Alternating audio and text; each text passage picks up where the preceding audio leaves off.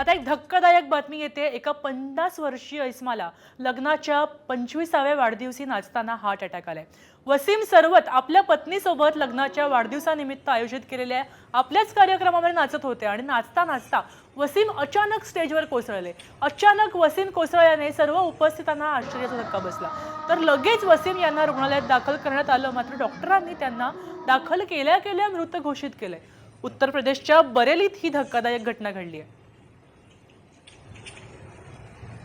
आपण पाहतोय की आपल्या लग्नाच्या 25व्या वाढदिवसानिमित्त हे दाम्पत्य नृत्य करत होते आणि स्टेजवर नृत्य करता करता त्याला चक्कर आली। चक्कर आल्याबरोबर त्याला रुग्णालयात दाखल करण्यात आलं आणि हार्ट अटॅक आल्याचं कळतंय।